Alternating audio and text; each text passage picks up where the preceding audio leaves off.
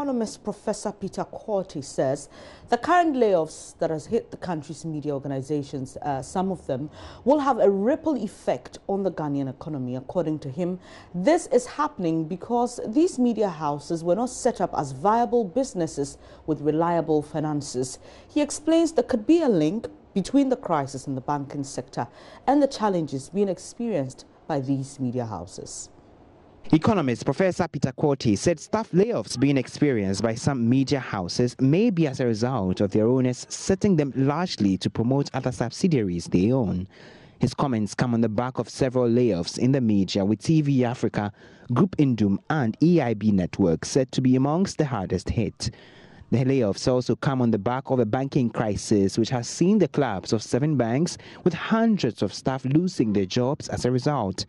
He explains there could be a link between the crisis in the banking sector and the challenges being experienced by these media houses. There wouldn't be a strong direct link between the financial sector and the media houses, except where they are financing some of the collapsed financial institutions are the major financiers of the media houses. Then you see a strong direct link, and therefore if they have gone down, their financiers have gone down, obviously those companies would also suffer capital issues, and therefore they would also end up laying off jobs.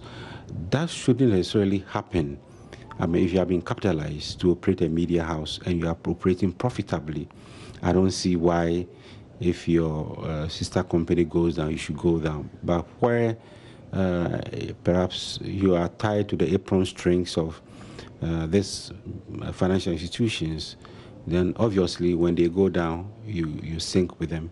If the media outlet is not financially sustainable, not viable, they are not profitable, they draw on these financial institutions in order to remain vibrant or a going concern, then certainly once your source of funding dries up, you will go down.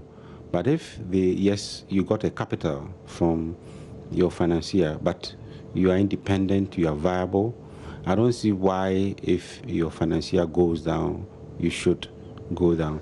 Unless there's no good corporate governance structure within those media houses, unless those media houses are not profitable, they are basically running at a loss most of the time. That is why or how they will fold up or lay off workers if their financier is in trouble. Professor Korte believes some of the jobs created by these media institutions may stem from capitals they received from the collapsed banks. The money, when you are calculating growth, is not the money that is put in. It is the deliverable, the output that they churn out. Yes, but obviously their output is dependent on how much funds, working capital, they get to finance the activity. So it's very likely that it's the money that they receive from their, not all of them, I believe, some of them actually their output or employment that they've been generated is as a result of the funding they've been receiving from their mother or financiers. Sometimes people do that because the media houses are sort of sources of advertisement. So a bank can, for instance, create a subsidiary where they will promote their operations, they will promote their image, their advertisements, their products, and so it's not a bad thing to do that a finance company sets up a media house. But then once that is done, those media houses should be on a sustainable path. They should be financed and managed in such a way that they will be self-reliant. But what will be the impact of these layoffs on the Ghanaian economy? Well, Professor Korte offers some answers. Once there are some layoffs, it's likely going to affect people's livelihood. The average Ghanaian supports 5 to 10 people. So when one person loses his or her job, or the major breadwinner loses his employment, it has a ripple effect on the economy. But I would like us to be cautious, because if we are just looking at